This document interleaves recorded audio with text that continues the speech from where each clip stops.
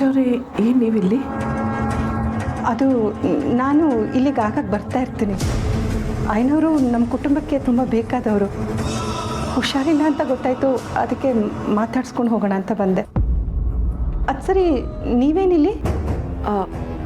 ಅದು ಪೂರ್ಣಿ ವಿಷಯ ಇವ್ರಿಗೆ ಈಗಲೇ ಗೊತ್ತಾಗೋದು ಬೇಡ. ಇವ್ರಿಗೆ ಗೊತ್ತಾಗಿ ಅದು ಮಾಧವ್ ಅವ್ರಿಗೆ ಗೊತ್ತಾಗಿ ಸುಮ್ಮನೆ ಸಮಸ್ಯೆ ಆಗ್ಬೋದು. ಪೂರ್ಣಿ ಅಪ್ಪ ಅಮ್ಮ ಸಿಕ್ಕಿದಾಗ ಎಲ್ರಿಗೂ ಗೊತ್ತಾಗತ್ತಲ್ಲ. ತುಳಸಿಯವರೇ, ಏನು ಯೋಚನೆ ಮಾಡ್ತಿದ್ದೀರಾ? ನೀವೇನಿಲ್ಲಿ ಅಂತ ಕೇಳಿದೆ.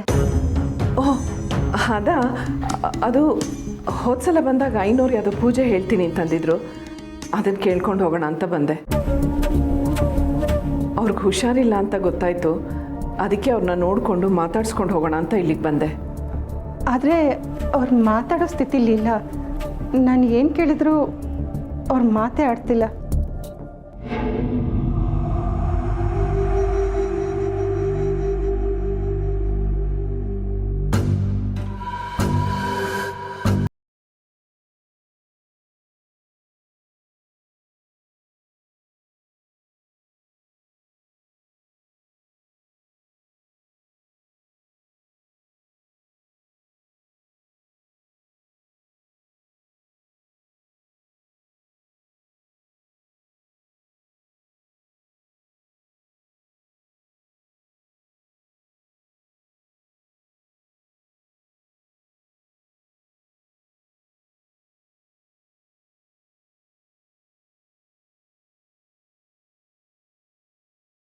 ತುಳಸಿಯವರೇ, ಇವ್ರು ಏನು ಹೇಳ್ತಿದ್ದಾರೋ ನನಗೆ ಅರ್ಥ ಆಗ್ತಿಲ್ಲ.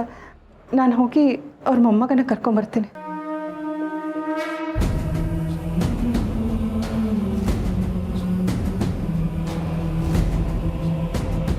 ಐನೋರೆ, ದಯವಿಟ್ಟು ನನ್ನನ್ನು ಕ್ಷಮಿಸಿ.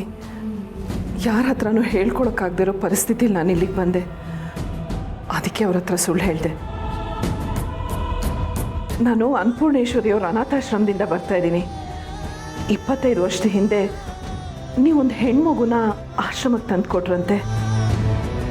ಆ ಮಗು ಯಾರು, ನಿಮ್ಗೆ ಎಲ್ಲಿ ಸಿಕ್ತು ಅನ್ನೋದನ್ನು ನಾನು ತಿಳ್ಕೊಬೇಕಾಗಿತ್ತು. ನಿಮ್ಗೇನಾದರೂ ನೆನಪಿದೆಯಾ?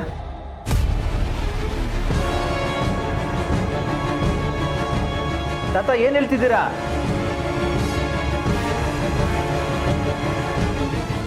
ತಾತ ತಾತ ಏನಾಯ್ತು ತಾತ ನಿಮಗೆ? ಅಯ್ಯೋ ದೇವ್ರೆ, ಇದು 3ನೇ ಸರಿ ಈ ಥರ ಆಗ್ತಿರೋದು. ದಯವಿಟ್ಟು ಕ್ಷಮಿಸಿ. ಅವ್ರು ಮಾತಾಡೋಕ್ಕಾಗಲ್ಲ. ಅವ್ರಿಗೆ ತುಂಬ ಆಯಾಸ ಆಗಿದೆ. ಅವ್ರನ್ನ ತಕ್ಷಣ ಆಸ್ಪತ್ರೆಗೆ ಕರ್ಕೊಂಡು ಹೋಗ್ಬೇಕು. ಅಪ್ಪ, ಚಿಕ್ಕಪ್ಪ.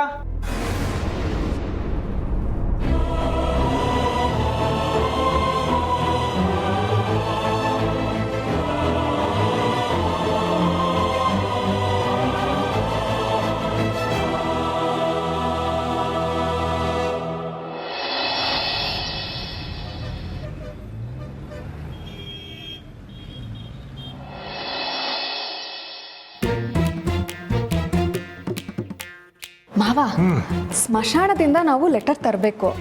ಆದರೆ ನಾವು ಸ್ಮಶಾನಕ್ಕೆ ಹೋಗಿ ಲೆಟರ್ ಕೇಳಿದ್ರೆ ಅವ್ರು ಸುಮ್ಮನೆ ನಮಗೆ ಲೆಟರ್ ಕೊಡಲ್ಲ. ಏನು ಮಾಡೋದೀಗ? ನಾವೇ ಯಾರನ್ನಾದ್ರೂ ಕೊಂದು ಅದೇ ತಾತ ಅಂತ ಹೇಳಿ ಅಂತ್ಯ ಸಂಸ್ಕಾರ ಮಾಡಿದ್ರೆ ಆಗ ನಮಗೆ ಲೆಟರ್ ಸಿಗ್ಬೋದು. ಏನು ಮಾತು ಅಂತ ಮಾತಾಡ್ತೀಯಮ್ಮ ನೀವು? ನಾವು ಯಾರನ್ನಾದ್ರೂ ಕೊಲೆ ಮಾಡೋದ? ಹೌದು, ಯಾರನ್ನ ಕೊಲೆ ಮಾಡೋ ಪ್ಲಾನ್ ಇದೆ ನಿನ್ನ? ನೀವಿದ್ದೀರಲ್ಲ. ನನ್ನನ್ನು ಕೊಲೆ ಮಾಡ್ತೀನಮ್ಮ ನೀನು? ಅಯ್ಯೋ, ಹಾಗಲ್ಲ ಮಾವ, ನೀವಿದ್ದೀರಲ್ಲ, ಏನಾದ್ರೂ ದಾರಿ ತೋರಿಸ್ತೀರಾ ಅಂತ ಹೇಳಿದೆ. ಏನಾದ್ರೂ ಐಡಿಯಾ ಕೊಡಿ. ಏನ್ ಐಡಿಯಾ ಕೊಡೋದು? ನೀನ್ ಆಡಿದ ಮಾತು ಕೇಳಿ ನನ್ನ ಹೃದಯ ಬಾಯಿಗೆ ಬಂದ್ಬಿಟ್ಟಿತ್ತು. ಅದಾಗಿದ್ರು ಒಳ್ಳೇದೇ ಆಗ್ತಿತ್ತು. ಏನ್ ಮಾತು ಅಂತ ಮಾತಾಡ್ತೀಯ ನೋಡು. ಲೆಟರ್ ಆದ್ರೂ ಬೇಗ ಸಿಕ್ತಿತ್ತು, ಅದಕ್ಕೆ. ನೀನ್ ಏನೇನೋ ಮಾತಾಡಿ ದಯವಿಟ್ಟು ನನ್ನ ದಿಕ್ಕು ತಪ್ಪಿಸ್ಬೇಡ. ಏನ್ ಮಾಡಬೇಕು ಅನ್ನೋ ಯೋಚನೆ ನನ್ನ ತಲೆಗೆ ಬರ್ತಾ ಇದೆ. ಆದರೆ ಆ ಪ್ಲ್ಯಾನನ್ನು ಹೇಗೆ ಅನುಷ್ಠಾನಕ್ಕೆ ತರಬೇಕು ಅನ್ನೋದು ಗೊತ್ತಾಗ್ತಾ ಇಲ್ಲ. ಈಗ ದತ್ತನಷ್ಟೇ ವಯಸ್ಸಾಗಿರೋದು, ದತ್ತನಷ್ಟೇ ಪರ್ಸ್ನಾಲಿಟಿ ಇರೋ ಬಾಡಿ ನಮಗೆ ಸಿಗಬೇಕು. ನಾವು ಅದನ್ನು ತಗೊಂಡೋಗಿ ಸ್ಮಶಾನದಲ್ಲಿ ತೋರಿಸಿ ಒಂದು ಲೆಟರ್ ತಗೊಂಬರ್ಬೇಕು. ಆದರೆ ಆ ಬಾಡಿ ಎಲ್ಲಿ ಸಿಗತ್ತೆ? ಹಾಗಾದ್ರೆ ಯಾವ್ದಾದ್ರು ದಿಕ್ಕು ದೆಸೆ ಇಲ್ಲದೆ ಇರೋ ಬಾಡಿನ ನಾವೇ ತಗೊಂಡೋಗಿ ಅಂತ್ಯ ಸಂಸ್ಕಾರ ಮಾಡಿದ್ರೆ ನಮ್ಮ ಕೆಲಸ ಆದ ಹಾಗೆ. ದಿಕ್ಕು ದೆಸೆ ಇಲ್ಲದೆ ಇರೋ ಬಾಡಿಗೆ ಸಂಸ್ಕಾರ ಮಾಡಿದಾಗೂ ಆಗುತ್ತೆ, ನಮಗೆ ಲೆಟರ್ ಸಿಕ್ತಾಗೂ ಆಗತ್ತೆ. ಅಬ್ಬಬ್ಬಬ್ಬಬ್ಬಬ್ಬಬ್ಬ, ಏನ್ ಸೊಸೆ ಮುದ್ದು ಈ ರೇಂಜಲ್ಲಿ ತಲೆ ಓಡಿಸ್ತೀಯ ನೀನು. ನೀನು ಹೇಳೋದೆಲ್ಲ ಕರೆಕ್ಟ್ ಆಗಿದೆ. ದಿಕ್ಕು ದೆಸೆ ಇಲ್ಲದೆ ಇರೋ ಬಾಡಿ ಸಿಗಬೇಕು, ಅವನ ಅಂತ್ಯ ಸಂಸ್ಕಾರನ ನಾವು ಮಾಡಬೇಕು, ಎಲ್ಲಕ್ಕಿಂತ ಮುಖ್ಯವಾಗಿ ಇತ್ತೀಚೆಗೆ ಸತ್ತಿರೋ ಶವ ಆಗಬೇಕು. ಎಲ್ಲಿ ಸಿಗತ್ತೆ ಈ ಥರದ ಬಾಡಿ? ಸತ್ತಿರೋನೇ ನಮ್ಮ ಎದುರುಗಡೆ ಬಂದು ನಿಂತ್ಕೊಳ್ತಾನ, ನಾವೇ ಹೋಗಿ ಹುಡುಕ್ಬೇಕು ಮಾವ. ಈ ನ್ಯೂಸ್ ಪೇಪರಲ್ಲಿ ಅನಾಥ ಶವ ಅದು ಇದು ಅಂತೆಲ್ಲ ಹಾಕಿರ್ತಾರಲ್ಲ, ಅದನ್ನ ನೋಡೋಣವಾ? ಇವತ್ತಂತೂ ನಿನ್ನ ತಲೆ ಯಪ್ಪ ಏನು ಓಡಿಸ್ತೀಯ ನೀನು. ಸರಿ ಹಾಗೆ ಮಾಡು, ಹೋಗಿ ಒಂದು 10 ದಿವಸದ್ದು ಹಳೆ ಪೇಪರ್ ತಗೊಂಡು ಹೋಗು.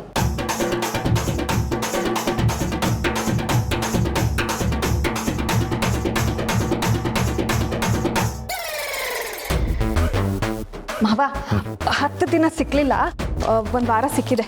ಪರವಾಗಿಲ್ಲ ಬಿಡಮ್ಮ.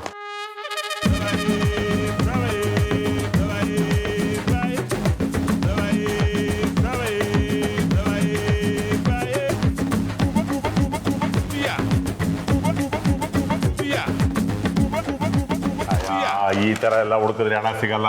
ನಾವು ಇದಕ್ಕೆ ಬೇರೆನೇ ಐಡಿಯಾ ಮಾಡಬೇಕು. ಹಾಗಾದ್ರೆ ಈ ರೈಲ್ವೆ ಟ್ರ್ಯಾಕಲ್ಲೋ ಅಥವಾ ಕೆರೆಲೋ ಬಾವಿಲೋ ರೋಡಲ್ಲೋ ಹುಡುಕಿದ್ರೆ ಆಗತ್ತಾ?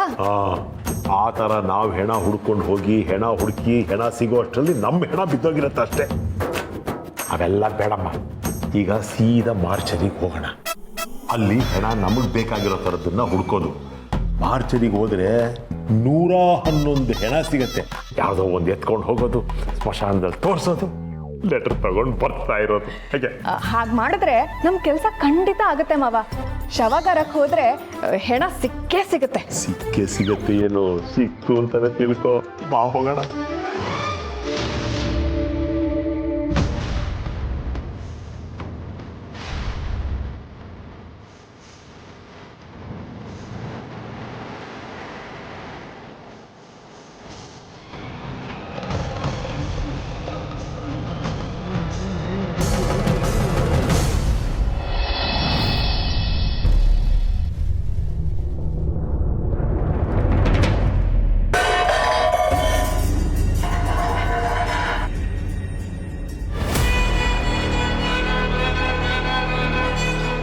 ಮೈ ಮೇಲೆ ಪ್ರಜ್ಞೆ ಇಲ್ವಾ ನಿನಗೆ? ಯಾಕೆ ಇದನ್ನೆಲ್ಲ ಬೀಳಿಸ್ದೆ? ಹೌದು, ಇದನ್ನೆಲ್ಲ ಬೀಳಿಸ್ದವ್ರಿಗೆ ಮೈ ಮೇಲೆ ಪ್ರಜ್ಞೆ ಇಲ್ಲ. ಹೋಗಲಿ ಬಿಡು ದೀಪಿಕಾ, ಏನು ಮಾಡೋಕ್ಕಾಗುತ್ತೆ, ನಾನೇ ಎತ್ತಿರ್ತೀನಿ. ಜ್ಯೂಸ್ ಏನಾದರೂ ಬೇಕಿತ್ತಾ? ಏನಾಗಿದೆ ನಿನಗೆ? ಅವತ್ತು ನಾನು ಮಾತಾಡ್ತಿದ್ದ ಹಾಗೆ ನನ್ನ ಕೈ ತಿರುವಿ ಕೋಪ ಮಾಡಿಕೊಂಡು ಮತ್ತೆ ಈಗೆಲ್ಲ ಮಾತಾಡಬೇಡ ಅಂತ ಜೋರಾಗಿ ಕಿರ್ಚಾಡ್ತಿದ್ದೆ. ಆದರೆ ಈಗ ನಾನು ಏನು ಮಾತಾಡಿದ್ರೂ ಸುಮ್ಮನೆ ನಗ್ತಾ ಇದೆಯಾ? ಯಾಕೆ? ನಿಂಗೆ ಸಿಟ್ಟೇ ಬರ್ತಾ ಇಲ್ವಾ? ಅಥವಾ ನಾನು ಅಂದರೆ ಭಯ ಶುರುವಾಯ್ತಾ? ಭಯನೂ ಇಲ್ಲ, ಸಿಟ್ಟು ಇಲ್ಲ. ನಾನು ಅಷ್ಟು ಹೇಳಿದ ಮೇಲೂ ನೀನು ಸರಿ ಹೋಗದೆ ಮತ್ತೆ ಮತ್ತೆ ಅದೇ ತಪ್ಪು ಮಾಡ್ತಿದ್ಯಾ ಅಂದರೆ ನೀನು ಯಾವುದೇ ಕಾರಣಕ್ಕೂ ಬದಲಾಗಲ್ಲ ಅಂತ ಆಯಿತು. ಕಲ್ಲು ಹೊಡೆಯೋರಿಗೆ ಕಲ್ಲು ಹೊಡಿಬೇಡಿ ಅಂತ ಹೇಳ್ಬೋದು. ಆದರೂ ಮತ್ತೆ ಮತ್ತೆ ಕಲ್ಲು ಹೊಡಿತಿದ್ರೆ ನಮ್ಮ ಸುತ್ತ ನಾವೇ ಗೋಡೆ ಕಟ್ಕೊಳ್ಬೇಕು. ಆಗ ಕಲ್ಲಿನೇಟು ಬೀಳಲ್ಲ ಅಲ್ವಾ ದೀಪಿಕಾ? ಓಹೋ, ಇಷ್ಟೊಂದು ಜಾಣೆ ಆಗ್ಬಿಟ್ಟಿದ್ಯಾ ನೀನು? ಇಲ್ಲ, ನನಗೊಬ್ರು ಹಿರಿಯರು ಸಿಕ್ಕಿ ತಿಳುವಳಿಕೆ ಹೇಳಿದ್ರು. ಅವ್ರ ಮಾತನ್ನ ಅರ್ಥ ಮಾಡಿಕೊಂಡೆ. ಇನ್ನು ಮುಂದೆ ಹೇಗಿರಬೇಕು ಅಂತ ತಿಳ್ಕೊಂಡೆ. ಹೋ, ಹಾಗಿದ್ರೆ ನಾನು ಏನೇ ಹೇಳಿದ್ರು ಸಹಿಸ್ಕೊಂತೀಯ, ಮತ್ತೆ ಎದುರು ಮಾತಾಡಲ್ಲ, ಹೌದಾ? ನೀನು ಏನು ತಾನೇ ಹೇಳ್ತೀಯ? ಒಂದೆರಡು ಮಾತು ಹಂಗಿಸ್ಬೋದು, ಅಥವಾ ಒಂದೆರಡು ಕೆಲಸ ಜಾಸ್ತಿ ಹೇಳ್ಬೋದು, ಅಷ್ಟೇ ತಾನೇ. ಆದರೂ ನೀನು ಒದ್ದಾಡೋದು ಈ ಮನೆ ಒಗ್ಗಟ್ಟಿಗೋಸ್ಕರ. ನಾನು ಅಷ್ಟೇ, ಈ ಮನೆಯವರೆಲ್ಲ ಒಂದಾಗಿರಬೇಕು ಅನ್ನೋ ಕಾರಣಕ್ಕೆ ನಿನ್ನಿಂದ ಏನೇ ಆದರೂ ಸಹಿಸ್ಕೊಂಡಿರ್ತೀನಿ. ಇನ್ಮೇಲೆ ನೀನು ಏನೇ ಅಂದರೂ ನನಗೆ ಕೋಪ ಬರಲ್ಲ, ಬೇಜಾರಾಗಲ್ಲ.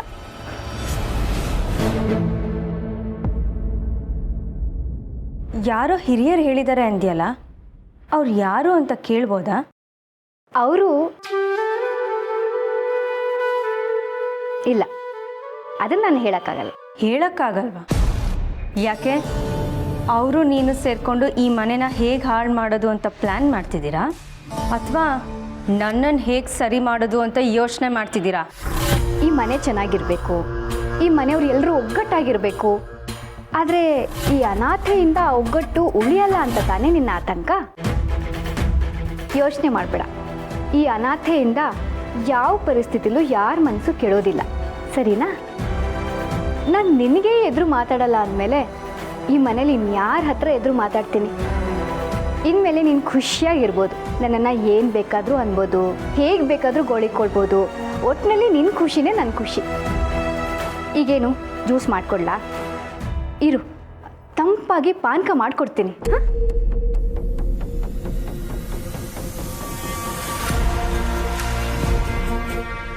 ಇವಳು ಯಾರನ್ನೋ ಮೀಟ್ ಮಾಡಿದ್ದಾಳೆ ಅಂದಲ್ಲ, ಯಾರನ್ನ?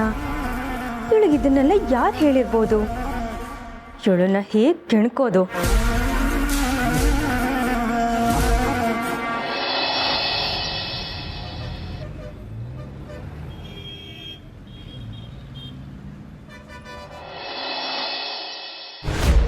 ಏನ್ ಮಾತಾಡ್ತಾ ಇದ್ರಿ ನೀವಿಬ್ರು?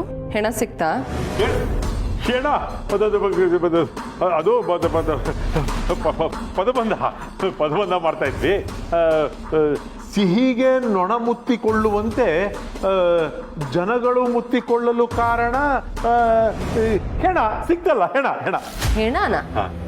ಅದು ಹೇಗಾಗತ್ತೆ? ಹಾ, ಹಣ. ಈಗ ಮನುಷ್ಯರ ಹತ್ರ ಹಣ ಇದ್ರೆ ಎಲ್ಲರೂ ನೊಣದ ಥರ ಮುತ್ಕೊಳ್ತಾರೆ ಅಲ್ವಾ? ಹೌದು, ನಾವೇ ರೀತಿ ಯೋಚನೆ ಮಾಡಿಲ್ಲ. ಅದು ಮನುಷ್ಯರ ಸತ್ ಮೇಲೆ ನೊಣ ಮುತ್ಕೊಳ್ಳುತ್ತಲ್ಲ, ಅದನ್ನ ಹೆಣ ಅಂದ್ಬಿಟ್ರು ಅಲ್ವಾ ಮಾವ? ಹೌದು. ಹಣ ಇದ್ದರೆ ಹೆಣ, ಹೆಣ ಇದ್ದರೆ ಹಣ. ಸರಿ ಅದಿರ್ಲಿ, ಏನಿದು ಇದಕ್ಕಿದ್ದ ಹಾಗೆ ಪದಬಂಧ ಮಾಡ್ಕೊಂಡು ಕುತ್ಕೊಂಡ್ಬಿಟ್ಟಿದ್ದೀರಾ ಇವತ್ತು? ಅದು ಇಷ್ಟೊಂದು ಪೇಪರ್ ಇಟ್ಕೊಂಡು. ನಿಮ್ಮ ತಂದೆಯವ್ರು ಕೂತ್ಕೊಂಡು ಒಬ್ಬರೇ ಪದಬಂಧ ಮಾಡ್ತಾ ಇದ್ದದನ್ನ ಅವಾಗ ನೋಡ್ತಾ ಇದ್ದಲ್ಲ. ಇವತ್ತು ಯಾಕೋ ನನಗೂ ಪದಬಂಧ ಮಾಡಬೇಕು ಅಂತ ಅನ್ನಿಸ್ತು. ಸೊಸೆ ಬುದ್ಧಿಗೆ ಒಂದು ಪೇಪರ್ ತಗೊಂಬ ಅಮ್ಮ ಅಂದೆ. ಅವಳು ನೋಡು, ಇಷ್ಟೊಂದು ಪೇಪರ್ ತಂದಿದ್ದಾಳೆ. ನೀನು ತಗೊಂಬ, ಬೇಕಾದ್ರೆ ಮಾಡು. ಬೇಡ, ನೀವು ಮಾಡಿ, ನನಗೆ ತುಂಬ ಕೆಲಸ ಇದೆ. ಅಂದ್ರೆ ಏನ್ ಸೇರಿ ನಿನ್ ಮಾತಿನ ಅರ್ಥ? ನಾವು ಕೆಲಸ ಇಲ್ಲದೆ ಇರೋರು ಅಂತನಾ? ಅರೆ, ನಾನು ಯಾವಾಗ ಹಾಗೆ ಹೇಳಿದೆ? ನಾನು ನನಗೆ ಕೆಲಸ ಇದೆ ಅಂತ ಹೇಳಿದೆ. ನಿಮಗೆ ಕೆಲಸ ಇಲ್ಲ ಅಂತ ಹೇಳಿದೆ ಅಂತ ನಿಮ್ಮಷ್ಟಕ್ಕೆ ನೀವೇ ಯಾಕೆ ಅನ್ಕೊಳ್ತೀರಾ? ಹೌದು, ಇತ್ತೀಚೆಗೆ ನೀವಿಬ್ರು ತುಂಬ ಮಾತಾಡ್ಕೊಳ್ತಾ ಇರ್ತೀರಾ. ಏನು ಸಮಾಚಾರ? ಬೇರೆ ಏನು ಎಡವಟ್ಟು ಮಾಡ್ಕೊಳ್ಳೋದಕ್ಕೆ ಹೊರಟಿಲ್ಲ ತಾನೆ? ಎಲ್ಲಾದ್ರೂ ಉಂಟ? ನಾವು ಆ ಥರದ್ದೆಲ್ಲ ಏನು ಮಾಡ್ತಿಲ್ಲ ಅಲ್ವಾ ಸೊಸೆ ಬುದ್ಧ? ಹೌದು ಸರಿ. ನಾವು ಸುಮ್ಮನೆ ಈ ಪದಬಂಧ ಎಲ್ಲ ಬರೆಯೋದು, ಟೈಮ್ ಪಾಸ್ ಮಾಡೋದು ಅಷ್ಟೇ. ಆರಾಮಾಗಿದ್ದೀರಾ? ಸುಮ್ಮನೆ ಏನೇನೋ ಸಮಸ್ಯೆಗಳನ್ನ ತಂದ್ಕೊಂಡು ತಾತಂಗೆ ಟೆನ್ಷನ್ ಕೊಡ್ಬೇಡಿ. ಇಲ್ಲಪ್ಪ, ನಾವ್ಯಾಕೆ ಟೆನ್ಷನ್ ಕೊಡೋದು? ನಿಮ್ಮ ತಾತ ದೇವಸ್ಥಾನದಲ್ಲಿರೋ ಶಿವ ಇದ್ದಂಗೆ, ನಾನು ಅವ್ರ ಮುಂದೆ ಇರೋ ಬಸವ ಇದ್ದಂಗೆ. ನಿಮ್ಮ ತಾತಂಗೆ ಏನಾದರೂ ಕೋಪ ಬಂದು ಮೂರನೇ ಕಣ್ಣು ಬಿಟ್ಟರೆ ನಾನು ದಗ ಅಂತ ಉರ್ದೋಗ್ಬಿಡ್ತೀನಿ. ಆ ಥರ ಎಲ್ಲ ಏನೂ ಮಾಡಲ್ಲ. ನಿಮ್ಮ ತಾತಂಗೆ ತೊಂದರೆ ಕೊಡಲ್ಲ. ಯೋಚನೆ ಮಾಡಿ ನೋಡ್ತೀನಿ ಅದು ಹೇಗಿರ್ತೀರಾ ಅಂತ. ಆಯ್ತು.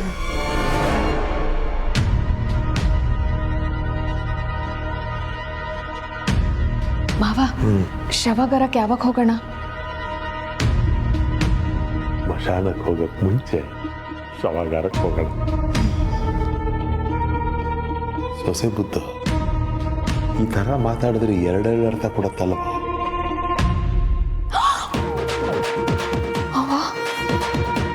ಹೆದರ್ಕೋಬೇಡ ಸೊಸೆ ಬುದ್ಧು, ನಿನ್ನ ಜೊತೆಗೆ ನಾನು ಇರ್ತೀನಿ. ಬಾ.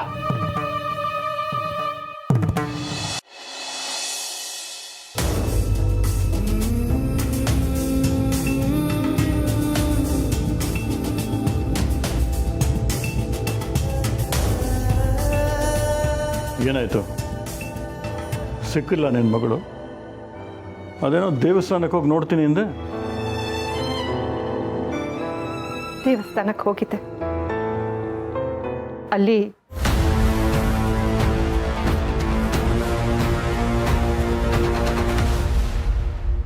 ನಮ್ಮ ಮಗಳನ್ನ ನಾವೇ ದುಡುಕಿ ಕಳ್ಕೊಂಡ್ವಿ.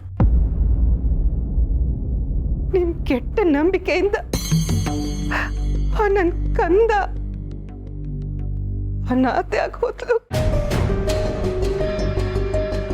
ಅಲ್ಲ, ಇಲ್ಲಿ ಬಂದು ಅಳಕ್ಕ ನನ್ನ ಮಗಳು ಸಿಗ್ತಾಳೆ, ನಾ ಅವಳು ಹುಡುಕ್ತೀನಿ ಅಂತ ಹೇಳಿದ್ದು. ಆ ಶನಿ ಇದ್ದಾಗಲೂ ನೆಮ್ಮದಿ ಇಲ್ಲ, ಇಲ್ಲದೇ ಇರೋವಾಗಲೂ ನೆಮ್ಮದಿ ಇಲ್ಲ. ಈಗ ಸುಮ್ಮನೆ ಅಳ್ತಾ ಕೂರೋ ಬದಲು ಅವಳು ಎಲ್ಲಿದ್ದಾಳೋ ಹುಡುಕಿ ಕರ್ಕೊಂಬ, ನಮ್ಮ ಆಸ್ತಿ ನಮಗೆ ಕೊಟ್ಬಿಟ್ಟು ಅವ್ಳು ಹೇಗೆ ಬೇಕಾದ್ರೂ ಸಾಯಿಲಿ. ಏನು ಮಾತು ಅಂತ ಆಡ್ತೀರಾ ನೀವು? ಹಾಗಾದ್ರೆ ಬರೀ ಆಸ್ತಿಗೋಸ್ಕರ ನಿಮಗೆ ನಿಮ್ಮ ಮಗಳು ಬೇಕಾ? ನನಗೆ ಬೇಕಾಗಿರೋದು ಈ ಆಸ್ತಿ ನನ್ನ ಕೈಗೆ ಸಿಕ್ಕಿದ ಮೇಲೆ ನೀನು ನಿನ್ನ ಮಗಳು ಏನು ಬೇಕಾ ಮಾಡ್ಕೊಡಿ. ಇಲ್ಲ ರೀ, ನೀವು ಮನುಷ್ಯರಾಗಿ ಉಳಿದಿಲ್ಲ. ಆಸ್ತಿಗೋಸ್ಕರ ನೀವು ನಿಮ್ಮ ಹೆತ್ತ ಮಗಳನ್ನೇ. ನನ್ನ ನೀ ಕೆಟ್ಟೋಣ ಮಾಡಬೇಡ. ಆ ಮಗು ಹುಟ್ಟಿದ ಗಳಿಗೆ ಕೆಟ್ಟದು, ಅದಕ್ಕೋಸ್ಕರನೇ ಆ ಮಗುನ ಎಲ್ಲೋ ಕರ್ಕೊಂಡೋಗಿ ಬಿಟ್ಟಿದ್ದು, ಸಾಯಿಸ್ಲಿಲ್ವಲ್ಲ.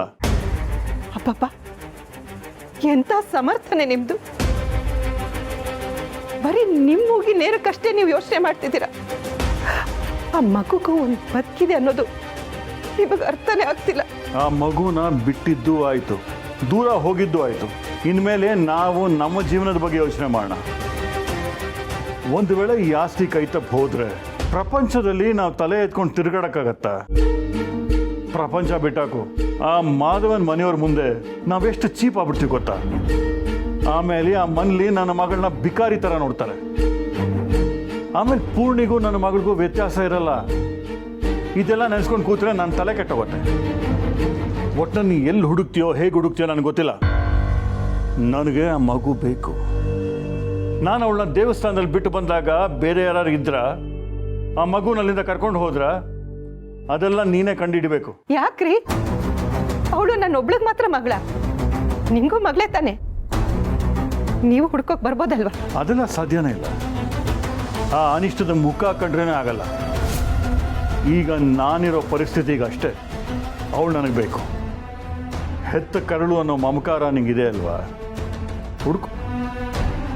ಆ ಪ್ರೀತಿ ನಿಜ ಆಗಿದ್ರೆ ಅವಳನ್ನು ಹುಡುಕಿ ಮನೆಗೆ ಕರ್ಕೊಂಬ.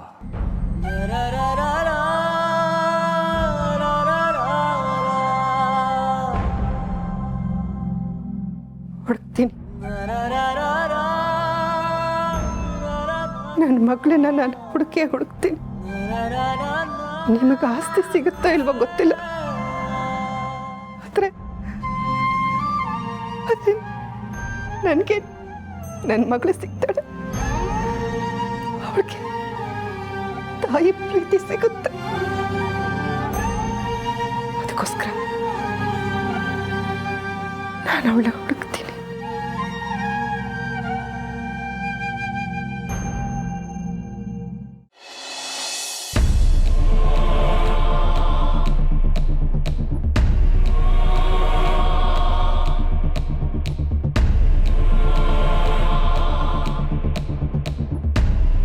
ಐನೂರು ಆ ಫೋಟೋ ಯಾಕೆ ತೋರಿಸಿದ್ರು? ವನಜ ಅಲ್ಲಿ ಯಾಕೆ ಬಂದಿದ್ರು? ಐನೂರು ಏನು ಹೇಳಕ್ಕೆ ಪ್ರಯತ್ನ ಪಡ್ತಿದ್ರು? ಛೇ, ಎಂಥ ಕೆಲಸ ಆಗೋಯ್ತು. ಈಗೇನು ಮಾಡಲಿ? ಪೂರ್ಣಿ ಅಪ್ಪ ಅಮ್ಮನ ಬಗ್ಗೆ ಹೇಗೆ ತಿಳ್ಕೊಳ್ಳಿ?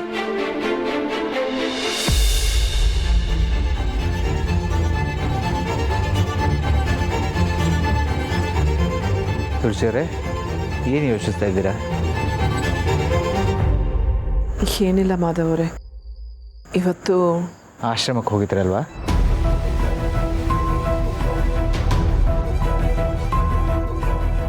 ಹೌದು, ನನಗೆ ಪೂರ್ಣಿ ಸಂಕಟ ನೋಡೋಕ್ಕಾಗ್ತಾ ಇಲ್ಲ.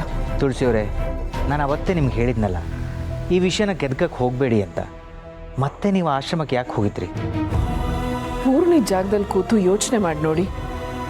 ಪೂರ್ಣಿಗೆ ಜನ್ಮ ಕೊಟ್ಟವ್ರು ಯಾರು ಅಂತ ತಿಳ್ಕೊಳ್ಳೋ ಹಕ್ಕು ಅವಳಿಗಿಲ್ವಾ? ಅದೆಲ್ಲ ಆಗದೆ ಇರೋ ಮಾತು ತುಳಸಿಯವರೇ.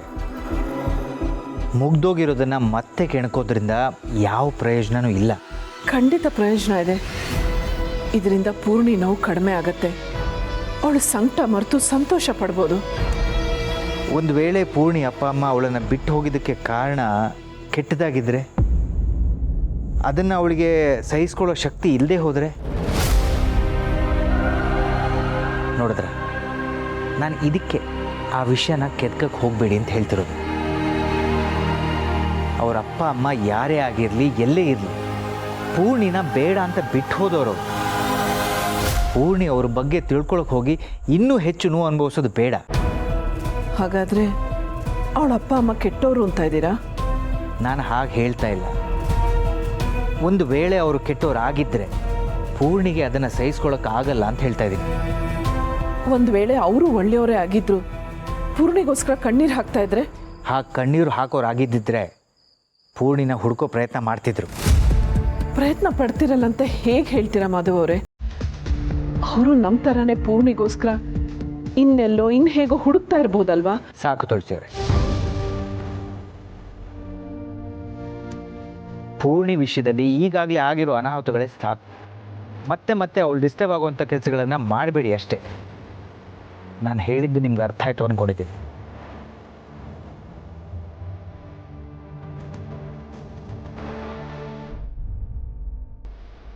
ಪೂರ್ಣಿಗೆ ಜೀವನದಲ್ಲಿರೋದು ಎರಡೇ ಆಸೆ. ಒಂದು ತನಗೆ ಮಗು ಆಗಬೇಕು ಅನ್ನೋದು, ಇನ್ನೊಂದು ತನ್ನ ತಾಯಿ ಮಡ್ಲಲ್ಲಿ ತಾನು ಮಗು ಆಗಬೇಕು ಅನ್ನೋದು. ಈ ಎರಡು ಆಸೆ ಎಲ್ಲ ಹೆಣ್ಮಕ್ಳಿಗೂ ಇರೋ ಅಂಥದ್ದೇ. ಪೂರ್ಣಿ ಆಸೆ ಈಡೇರಿಸೋದಕ್ಕೆ ನಿಮ್ಮ ಮಾತನ್ನು ಮೀರಿ ಅವಳ ಅಪ್ಪ ಅಮ್ಮನ್ನ ಹುಡುಕ್ತೀನಿ. ಇದೊಂದು ವಿಷಯದಲ್ಲಿ ನನ್ನನ್ನು ಕ್ಷಮಿಸಿ ಮಾಧವ್ ಅವರೇ.